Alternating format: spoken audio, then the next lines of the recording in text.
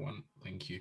Yes, guys, welcome to another episode of MOTalks. I'm joined today by Ahmed, Ben, Jacob, and Kings. We hope you enjoy this episode. Today, obviously, we're going to be talking about an issue that's been quite well spoken about in what youth footballers go through today in terms of being released from clubs and the mental side of things upon rejection from elite football clubs.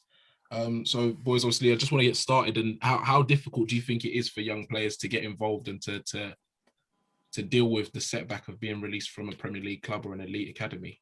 Do you think? I think with the times we're in now, it's even more difficult, to be honest, because I think it's how players cope with it mentally that can lead to their drastic downfall. I think it's how they get back up and rebuild themselves after getting released for starters, because I feel like a lot of players today need to go through that process of being released in order for them to go through another learning process for them to move on to the next stage. But I think with the uncertainty that we're in at this moment in time, I think it's hard to really prepare young players for the type of futures that they're going to have, to be honest, because obviously a lot of people are playing in empty stadiums right now. You don't know when fans are going to return. Focusing on player development, a lot of that for certain clubs has been put aside. So yeah, really difficult at the moment, but it's about working with those type of players who are struggling mentally to get them back on their feet and make sure they're on the right path of the future. I definitely agree. Am I getting feedback there? Where a bit. Hello? Yeah. No, you're right, man. With especially with younger players, if you really look at them, if you really look at their whole life, being released from their club is the first sort of failure that they're actually gonna experience. So all their lives through when they enter the academy up until they get released, they've never felt the feeling of being rejected, and that is actually their first time of feeling it and being told, listen, you're not good enough, or it hasn't worked out.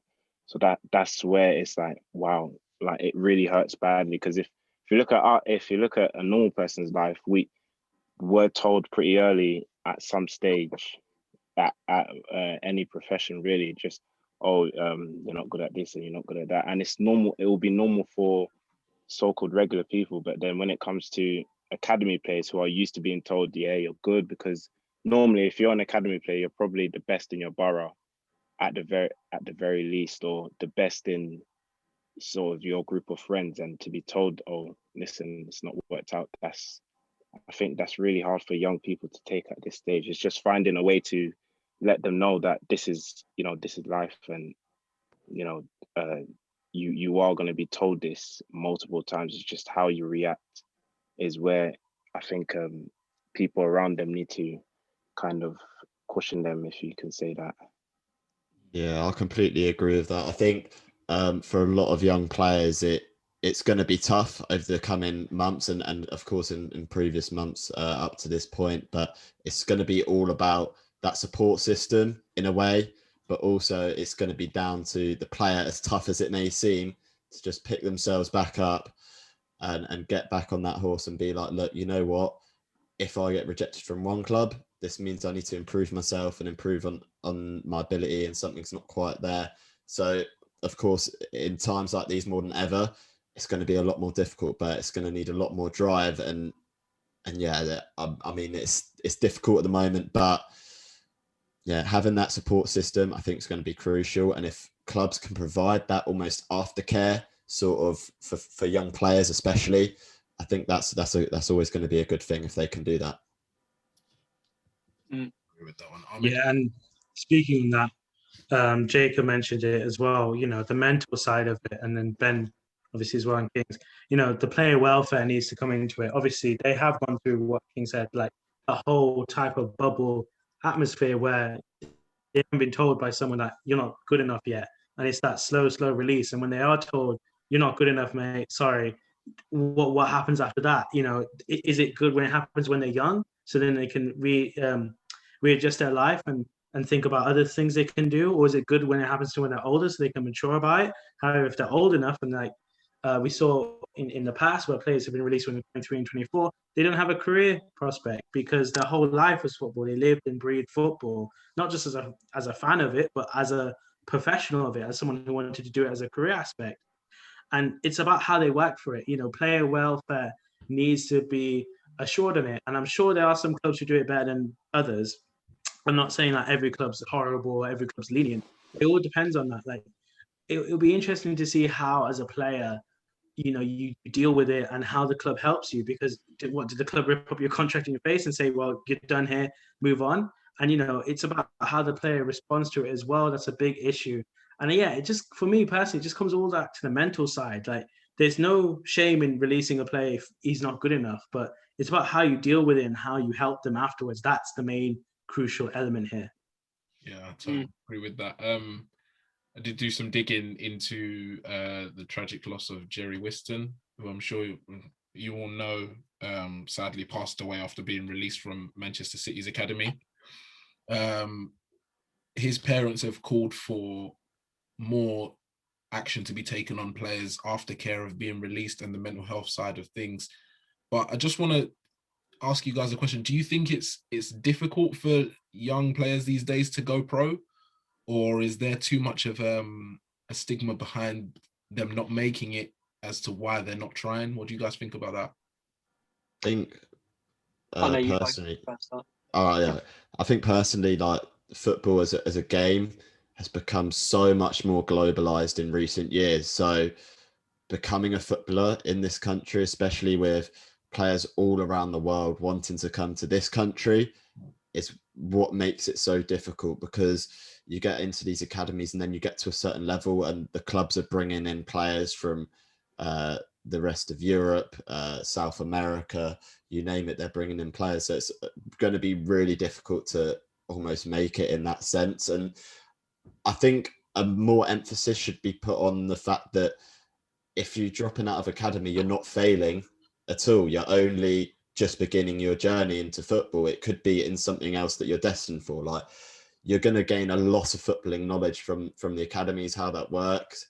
And it's just removing that stigma that you failed and turning it into something more positive. Like, look, this is the career that we can turn to. And I think that's where the emphasis needs to be put on, especially in the industry, because I think the players are not being given enough options and not looking back and thinking, right, if this doesn't work, how can I further my career in this industry? Because it's clear to see they've got a passion in football, but maybe it's not on the pitch, and maybe they can do something behind the scenes, still working in football, because that's obviously, it's clear to see that is what they love. Just to add to your point, Ben, about giving them options, I think there's this kind of a stigma. I remember when I was younger, if you didn't play for a team that was in the football league, especially probably Championship / a Premier League team academy, then it wasn't seen as good enough. So if someone asked you, oh yeah, what team do you play for? And you said, oh, I'm playing for Clapton FC, something like that, then it wouldn't be seen as an achievement. So that stigma around non-league also kind of takes out the option in young people's mind for them to say, actually, I can go here and hone my craft there, get better as a player, and see if I can make it there before I, rebuild myself and go up the ladder again. And I just think that is an option for a lot of younger players that I don't think they realize is there. And in actual fact, in my opinion, I think it's actually, for younger players, actually better for them to go non-league and play men's football, where they'll actually learn a lot quicker rather than being in that bubble playing with players their age, because the level isn't really the same as men's football, but that's obviously a different topic. Just really quickly on that, do you think that hampers development though? Do you think it's a help, or do you think it's a hindrance? What, non-league football? Yeah. Go on, Jacob. Go on. I think the problem we're seeing today is I think a lot of young players, particularly whatever level they're playing at, I think they're thinking too much about the what ifs, like looking at their career further down the line. I think you're not seeing a lot of players today who are really like enjoying their football at a young age. They're thinking too much about the pressure in order to impress the gaffer or like the scouts who potentially may want to take them onto that next level. I think it's something needs to change in order of getting players to just enjoy what they're doing and just embracing that they're playing football week in, week out and getting regular minutes depending on the type of player they are, to be honest, because like playing football, obviously it's a tough career, but at the same time, I think you have to embrace how lucky you are because of the talent you have. Yeah, I agree with that. Just to touch on that point. I mean, for my club personally. Oh, God.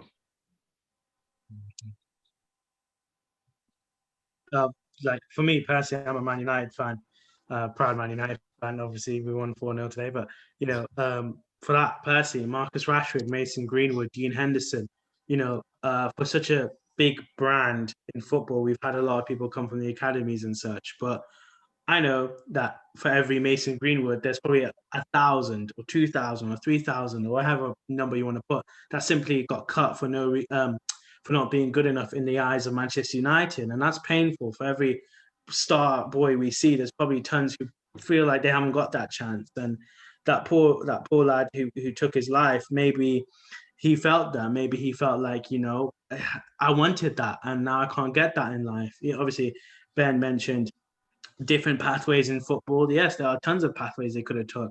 Perhaps maybe if a coach said to him, look, lad, you know, you're not going to make it in football at professional level, but you can still play semi-pro and you can get your coaching badges and you can still help the team in numerous ways. Maybe that would have changed his life. We don't know. And we'd never know how that conversation went down because, again, player welfare, we don't know. It all happens behind closed doors. Until they make probably like an Amazon documentary, we'll never know. And that's what we need. We need people to tell players it's all right to fail. And what King said, it's all right to play for teams that aren't that high, illustrious championship Premier League higher. It's okay. Every football is different and every football has its own different journey. I mean, Vardy, Michael Antonio, two terrific Premier League strikers, didn't come from academies.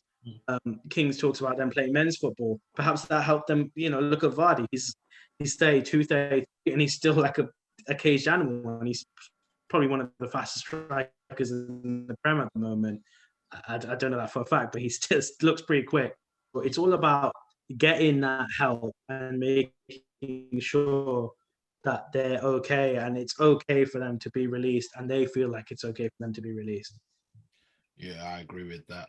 Just to touch on your point there, the PDL, so the Professional Development League, was brought in by the Premier League in 2012, and that is, you could say, a younger version of the Premier League. So it allows for under 23 players, under 18 players to have a chance at elite clubs and to essentially get more players into those sort of roles. Because, you know, as much as players are meant to enjoy football, playing at under 18 or even anything from under 7s all the way through till just before the first team is all an audition. It's all to show the first team why you should be playing for the first team. And I think it's brilliant that they've brought in that sort of plan to give, you know, another couple thousand, however many players it is across those leagues, the chance to prove themselves and a chance to be in a league like that. I think looking at that, you get players such as Jesse Lingard, Ravel Morrison, Paul Pogba, who came through those sort of ranks at Man United. Players such as Phil Foden came through these leagues as well. So on that, do you think that alone is enough for players, or is there more that the leagues and the higher powers that be can do for players that who, you know, might not be good enough for one club, but maybe a fit somewhere down lower in the leagues? What do you think? Well, I think in terms of me, like I've had experience of what happens when it doesn't quite work out and when you don't quite make it. And I think almost like secondary sort of academies that specialize in taking people who may not be accepted into the illustrious Premier League Championship sort of teams. That I would say it works, but in my experience, it just a really negative atmosphere from when I was there. It was an academy where people who go, they drop out of the likes. I was playing with people who are out of the City Academy, Chelsea, Arsenal, United, and you can just see, I could tell when I was playing there that no one wanted to be there. No one wanted to be the ones that didn't make it, if you know what I mean. So obviously, I think potentially it needs to be renovated into something that can be seen as positive, and positivity needs to be the key throughout this here, because I think that's where half the problem lies, that people think, oh, that's the end, that's it, you're not making it, you're rubbish. But actually you need to turn that on its head and think, hang on, maybe the qualities they were looking for in this certain academy is you don't have it, but somewhere else down the line, those skill sets and that skill set you've got is going to be perfect for another team and perfect for what you're looking for. So maybe even like some sort of database of players, their skills, their attributes that can allow them to get a second chance as another team. It doesn't necessarily have to be in England. It can be across Europe. We've seen so many young footballers head over to the Swedish Football League and do really well there at a professional level. They went from semi-pro in England and then made it professional in Sweden. So I think, yeah, given the options and the positivity and just keeping it upbeat and just making sure that these players know that there is alternative options, different ways out of, being a professional. Like there are different ways of making it. It doesn't have to be through an academy. So yeah, like you said, the second division sort of thing you were talking about could work, and making these like second tier academies into something that can create positivity within squads. I think that's potentially the way forward. Own moves are as well a fantastic addition, and clubs are definitely using that as well with their younger players. There's the examples of Rio Ferdinand, John Terry, Frank Lampard going on loan before they were, the players that they became. So I think as well that's a good way of telling your players it isn't going to work out for you here right now, but it can in the future. And if you go to another club for this time, it will develop you into a better player, and you can come back and claim your spot in the first team. To counter argument your loan deal, there are some clubs, in my opinion, personally, that take advantage of the loan thing and almost use it to just promise players something that they're never going to attain. Chelsea, for instance, Chelsea's a big factor for me for this. They are constantly loaning out players left, right, and centre to different leagues, different clubs, with the eventuality of you're not our problem anymore. They had a player who come out and said, I didn't like how Chelsea promised me all this, but then it was taken away from me. The manager who tried to fight that, Frank Lampard, obviously we saw players come in again, Reece James and players like that. But however, I can see now under other management, it might go back to the Chelsea of old, where they'll probably buy a lot of players and then loan out their youngsters, and probably they won't see to get to play in the Chelsea Blues senior team. And for me, that's the thing that needs to be investigated, that needs to be allocated. Obviously, UEFA added the homegrown rule, but obviously we've seen clubs like Man City, Man United fight that by signing goalkeepers who got walking sticks, so that they can just stick them on the bench, and then they hit that homegrown rule. UEFA's addition to that was very weak. UEFA should have been very specific about that, probably from the academy. Probably had to be, playing regularly and stuff like that to improve how football academies can be run, rather than this cut section we have seen big clubs do, such as Chelsea, such as Man City, such as even Man United. It needs to be more investigated, a loan deal. I agree with you. I think the loan deal is great for some players, but it comes back to some players who probably feel like they never get a chance. If you're a secondary goalkeeper and you're going against someone who's a Spanish international, the loan system probably won't help you because you're rarely going to see a minute on the pitch. So it needs to be kind of reevaluated and worked in that could benefit everyone, not just the clubs. Do you think? Sorry, sorry, go on. Yeah, sorry, Myron. Just a quick question to everyone. Do you think having a league for do you know how they do it in Europe with B teams? Do you think having B teams from the Premier League going into, you know, Championship, League One, League Two, etc., do you think that would help the problem here, or is that also kind of? I think it's at the moment trying to find the best scenario for that. Obviously, my team, Sunderland, in the competition, they've just reached the final of Wembley this week where they play Tranmere. EFL Trophy, also known as the Papa Johns. They've got Premier League B teams participating in that, but I would say the furthest you see them get at this stage is still only about the quarterfinals, which I think over time, I think the FA will want to see a potential young or B Premier League team reach the final of that competition over time. I think that's their long-term project in terms of future development at the moment. But building on what we were saying before about, was it players developing in the future? I think a key problem we have right now is players not embracing that they have a lot of responsibility and feeling proud about themselves, that they can have a lot of responsibility on their shoulders, moving away, for example, for development and progression as a footballer in general. I mean, my team, Sunderland, obviously you look at someone who's scoring goals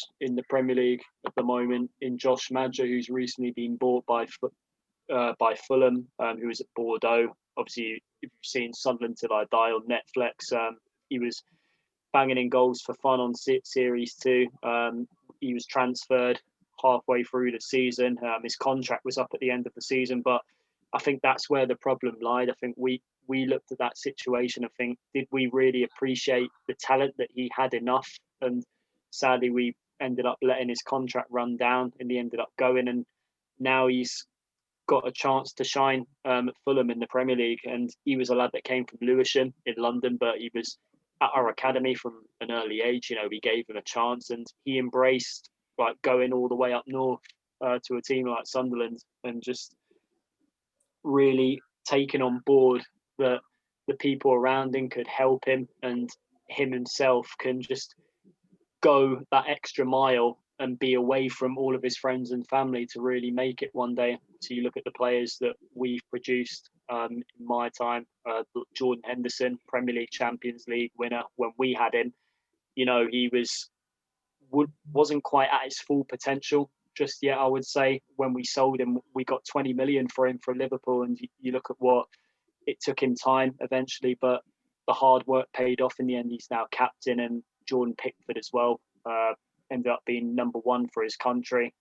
England at the World Cup in 2018, fantastic. So it's all about progression, but the main point I want to make is it's about players' belief at the same time that they have to take different paths and have to embrace different paths and take on a lot of responsibility in order for them to get to where they want to be. It will take a lot of twists and turns, but at the same time, it's all about them at the end of the day. And they need to just embrace being on their own at times, but also talking to the coaches that they work with, embracing the professionals that they're playing with on the training field, and just looking forward to potentially working to that next level with the people that they have around them.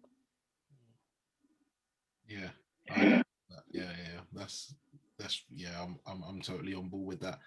I did again do some more digging, and I don't know if anyone's seen the Mark Wright documentary where he talks about his second chance in football.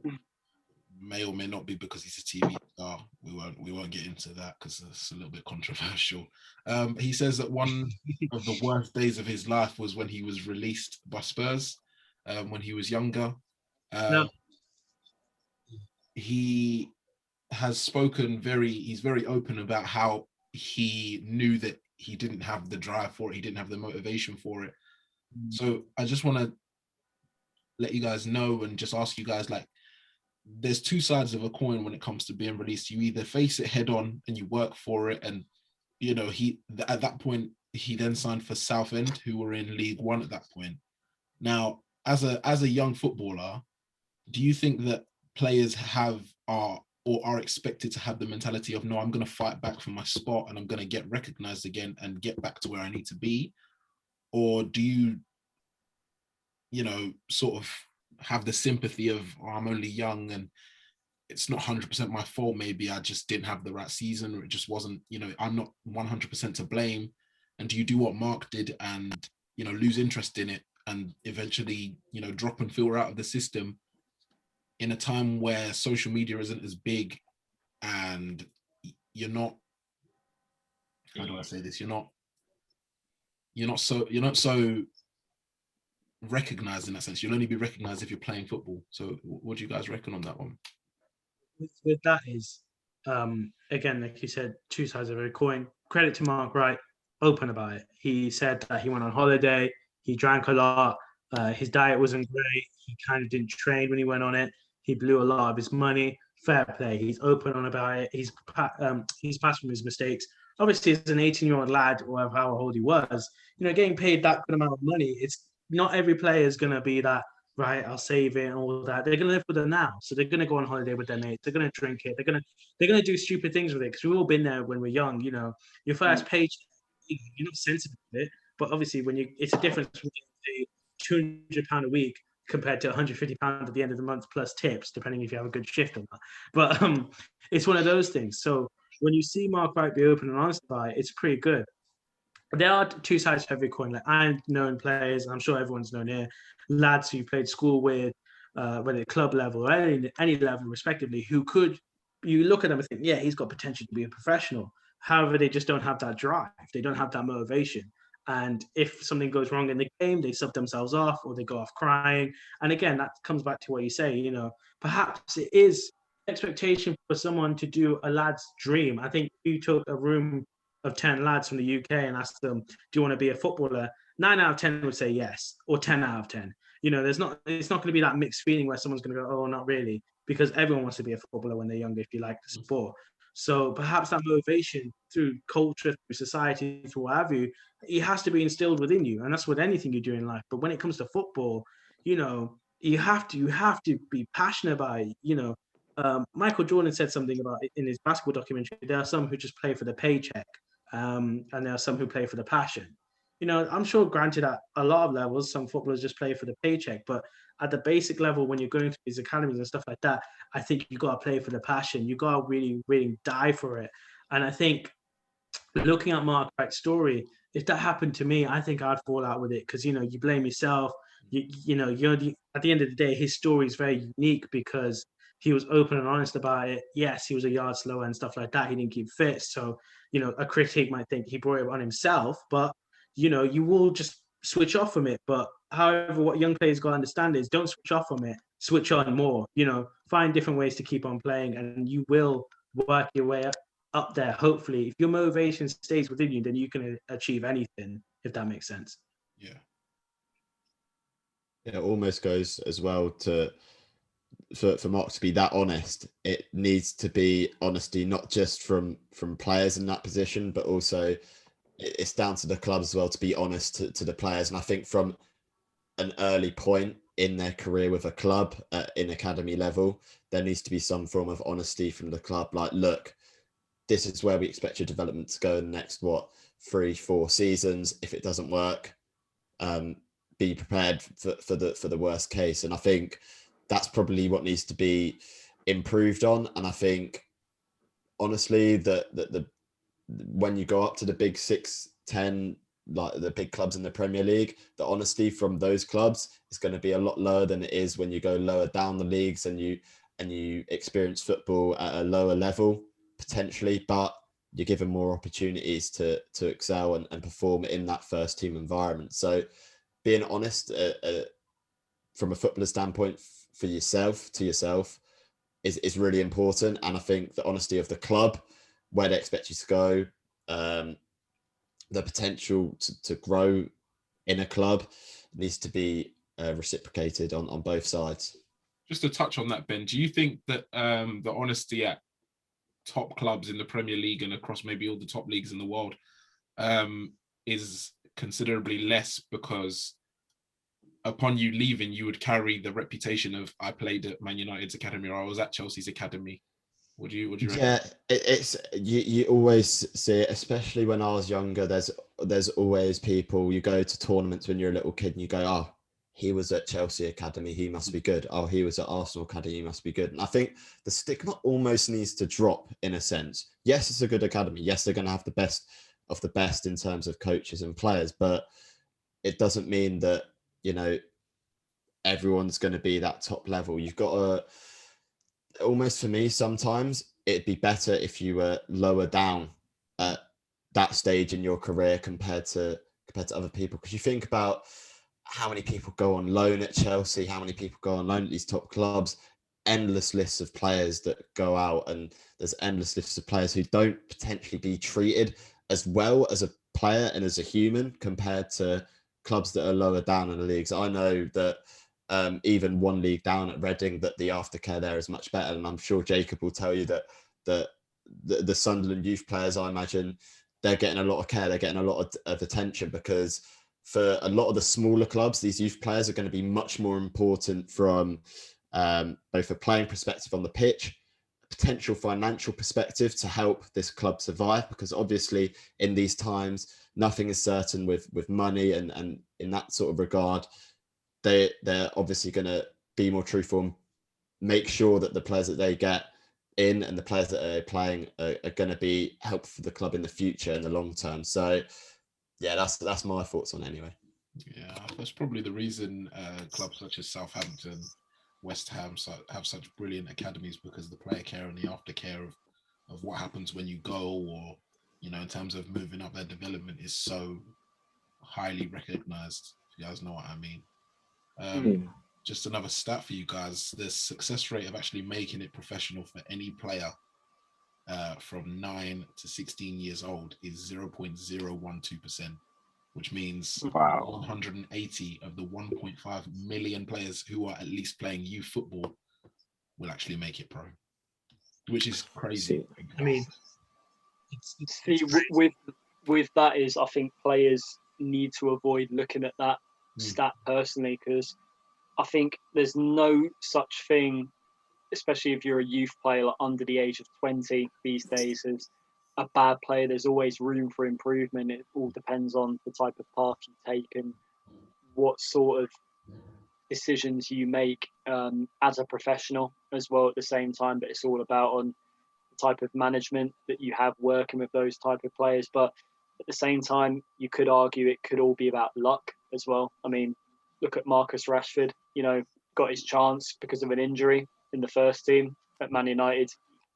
He had, I think it was about 20, Ahmed, correct me if I'm wrong, he had about 24 hours notice to realise he was starting in the Europa League game on a Thursday night, and then 4 days later he's scoring a brace against Arsenal in the Premier League. So yeah, it can happen out of nowhere. I think players at the same time they need to be mentally prepared to be thrown into the deep end, but I think they just need to embrace the responsibility a lot more, but also feel that you should be so proud of yourself, the fact that what you're doing now, and you're having a lot of pressure on your shoulders, but you're playing your game and you're playing to your strengths. And that's how I think the game should be going, in that sort of direction in the next few years.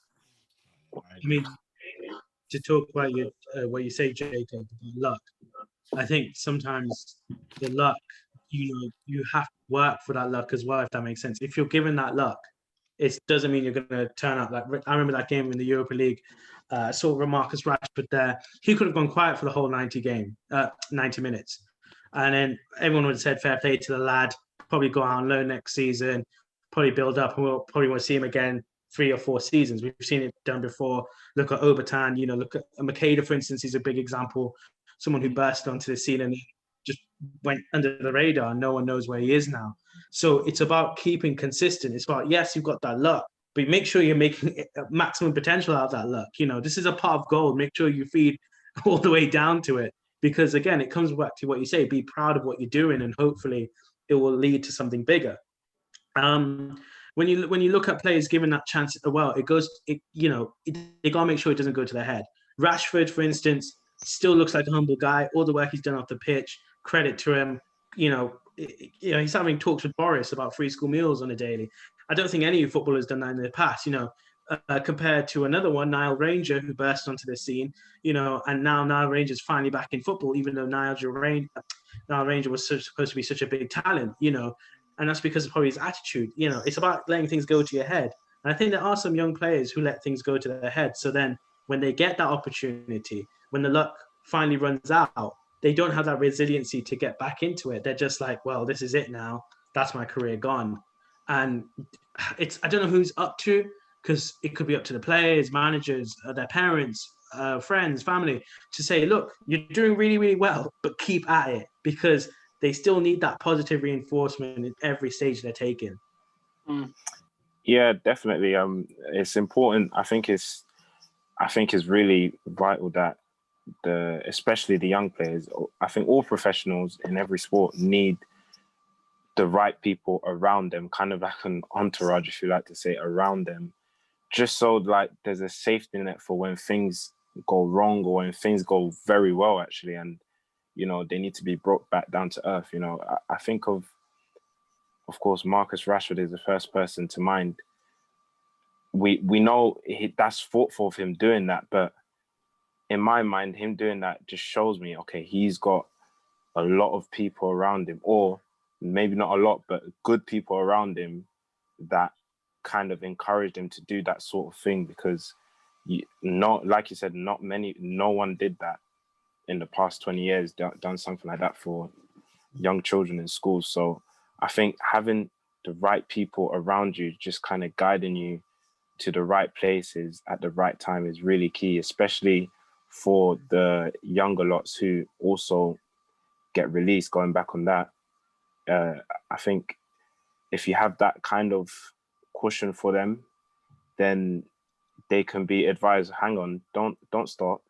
You can go here, enjoy your football, hone your craft, then we push on. Because if you have a player like, and I see a lot of articles about Ravel Morrison, a lot of quotes from ex-players at Man United, and they're all coming out with these stories now. And I think, wow, like, how many years ago was he around? And it's only now it's coming out that, I think there was one where he stole a pair of boots, and I saw that one. It's only come out now that he was trying to get for some. I think, was it his mate, or I don't know who. I think he was trying to get his family. His family, yeah. He was trying to get some stuff and he stole it. But that just goes back to having the right people around you. He didn't have the means in his family to probably even get his mum or a parent to take him to training every day. So there, you probably need like some of the coaches to take responsibility, say, hang on, this kid's got talent. Let's really take care of him, because his home life is not really good at the moment. So, we're going to take that responsibility, take the extra mile to get him to where he needs to be. Even if it's not Premier League football, just get him at the level that you think he needs to be. Take care of him all the way. I think it's not only his family, but coaches as well got to take part. His friends, of course, good friends who would push him, motivate him. Look, don't stop. I think you should go there, or just constantly being in his head, giving him the right piece of information. I think that would really help that number of players trying to make it, the percentage that you said to us earlier on, Myron. Yeah, 100%. Yeah, I think it's just need more stability, perhaps stronger player care. As I said, like, it's not, we don't know that player care isn't doing all they can. They probably are doing as much as they can, but at the same time, there needs to be more support. I would say that there are things that are in place now, such as the use of education alongside football. So now players are being offered the chance to do their coaching badges alongside their playing. They're also being the chance to do BTECs and maybe degrees and masters and all sorts of educational things. I know he's not a youth player, but Park Ji-sung, who played for Manchester United about 10 years back, was doing, I think, a doctorate or a master's in, I believe it was some form of higher business football thing. So players and youth players being offered the chance to do that, especially while they're scholars as well, is a brilliant use of the education system here in the UK anyway. Whether it's happening abroad or not is a completely different situation. But I agree with that. There needs to be stronger player care, good support around them as well. The use of influential people. So, for example, how you said, Kings, about all these ex-players coming out about Ravel. Obviously, they were big players 10 years ago. They're still, big people now, and they probably could have used their influence to help the young players. I know Rio Ferdinand does a lot of talks with a lot of the England under-16s, under-15s, and talks to them about the benefits of being motivated and why it's important to stay on track and keep following your dreams, because there is an end result in doing that. So I think the use of those influential people and people who young players will look up to is massive, personally, in my opinion. Anyone else? Yeah, I was just going to touch on the you talk about all right, Ahmed's late. I was just going to touch on the whole players gaining an education. I think that is crucial. When you take examples out of players who are at professional level now, you see players getting their coaching badges, and even at Reading, my club, our centre back Michael Morrison's currently doing a master's degree in football dictatorship. So directorship, sorry, not dictatorship. There's a bit of a difference there, but yeah, he's doing a directorship course, and I can see him potentially these players maybe needs to come forward and show these youth players, look, this is what I'm doing with my career, and I'm a professional, and I've already made it. So there's always something extra that you can be doing. It's just having the drive, not only from a football sense, but also from a standpoint of, look, a footballer's career isn't going to be that long in the grand scheme of things. You're going to be retired from the ages of 30 to 35 for a good player, for a good playing career. So not only have you got to look at, am I going to make it as a footballer or not as a youth player, but you've also got to look beyond that and think, okay, so let's assume that we make it as a footballer in some sort of degree. How are we going to continue and fulfill the rest of their lives through different careers? Because it's obvious that football is not going to be something that you can carry on doing until you retire. You've obviously got something else that you need to do to fill that gap. So yeah, it's almost looking into the future for the players, and almost in a sense disregarding almost the playing aspect and looking at, look, what else can I do to support myself going forwards? And yeah, that's what I think. Yeah, 100%, Ben. I think that it's really important, because if young people in general don't really, it's hard for them to see 5 years in the future. It just doesn't exist. If you think back when we were young, and someone will tell you, in 5 years you're going to be doing, you're just like, you can be told that, but at the end of the day, you just don't believe 5 years later even exists. So it's kind of forcing them into these things, because they can't see it, but you've definitely lived it. Talking on behalf of the older ones, you've lived it, you've been through it. So it's got to be kind of, I don't want to use the word forced, but kind of forced onto them these other pathways, these other avenues they can take, just so that they're not lost for when football's finished for them at whatever stage of their life it is. So really good point, Ben. Ultimately, I think it's all well preparing them for that later stage of life. Brilliant point there, Ben. Football doesn't last forever. If you're lucky, it lasts at a push 30, 31. That's if you're lucky as well. So the EFL says that it's League Football Education Department, which is what provides education for footballers, scholars, and young players.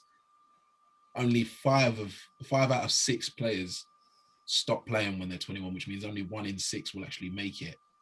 So it's about, what do we do with that 5? Because ultimately that is the highest statistic. What do we do with that 5? Do we offer them a doctorate? Do we offer them some type of venture? What is it you're interested in? And we can go down that route rather than just say, sorry, it's not really going to work out here. best of luck with your future, and not kick them out the door, but show them the door and say that that's it for you. So I think we should say but I think the powers that be should definitely start looking at, not just, it shouldn't really be a rejection, it should be a, we can't help you, but we can find someone who can and provide a step. It should almost be an opportunity, shouldn't it? Yeah, and just rather than rejection, 100%. an opportunity to further your career in a different direction. Yeah. That is still related to football, but it's not physically on the pitch. It's just an opportunity.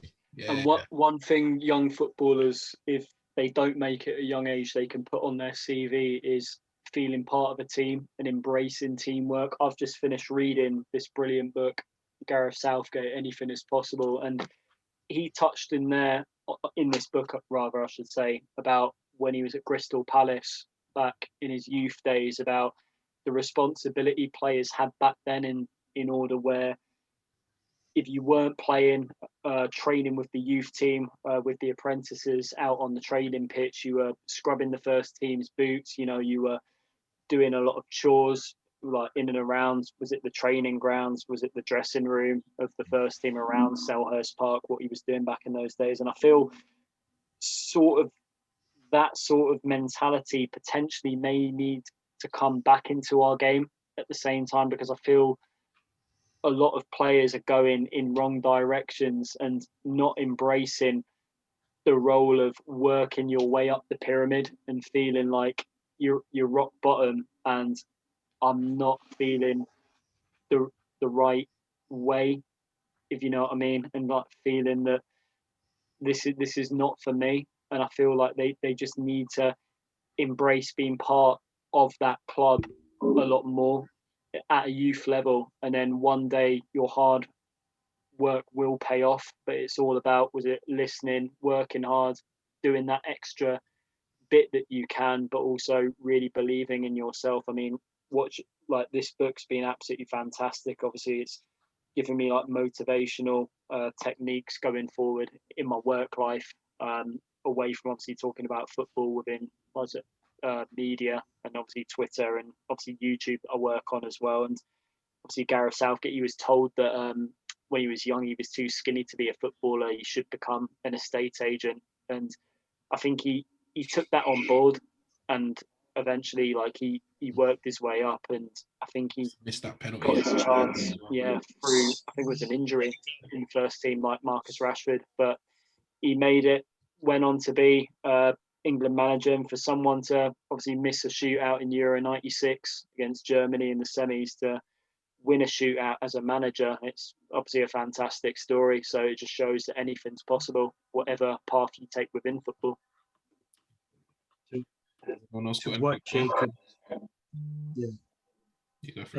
To what Jacob said about anything is possible, absolutely. I mean, we're all on here doing different things and stuff like that. Obviously, I've got 2 left feet, so I'm never going to be a footballer. But, to any footballers who are watching this, who've probably been released, trying to still make it or play just for a purpose of recreational with the aspect of becoming professional one day, anything is possible. Don't put, I think when we see young players now bursting on the scene to 18, 19, 17, 16, what have you, we just think, oh, that's lit. Players are coming out here young now, and there might be players who are still like 22, still playing non-league football, hoping that they'll get to professional football. And, they still need to work on their career.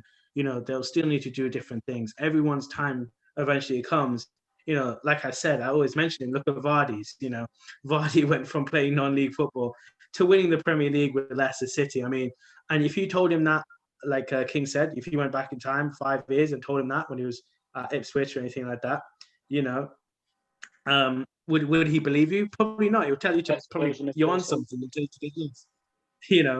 So it's all about that. And again, what Myron said, sometimes players just need to know it's not the end of the world. If you have to stop playing, whether it's injury, being cut, or whatever the issue may be, it's not the end of the world. You'll wake up the next day, but it might suck the next day. It might be horrible. You might not want to get out of bed, but you still have an opportunity to do something.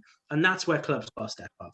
Clubs can offer programs, incentives, education purposes, and stuff like that, counseling even, and work with individuals so that they know that football they may miss football, but football will still be in their life in some aspects. don't do a mark right. Don't do completely off it and bin it off and try and avoid it wherever step you can. Because you exhaust yourself, you exhaust your mind, you exhaust everyone. So it's one of those ones. It's just working with players and making sure that they can feel optimistic once their playing career is over if it's ended early. 100% agree. Does anyone else have anything to add before we wrap it up? It's been decent podcast, this, mate. I really enjoyed it. Yeah. Very good. Yeah. Brilliant. Yeah, it was good chatting. Right, guys, I think we'll wrap it up there, but that was really good to talk about and loads of different opinions and insight into what it's like for young footballers today.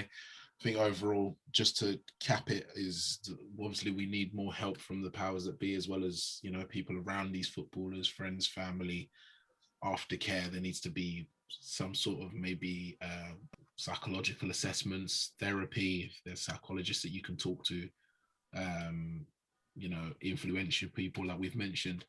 But yeah, it was really good talking about it. Make sure, guys, that if you are enjoying these, make sure you give us a like and subscribe down below for the WD Sports channel. Yeah, thank you very much and see you later. Cheers, guys.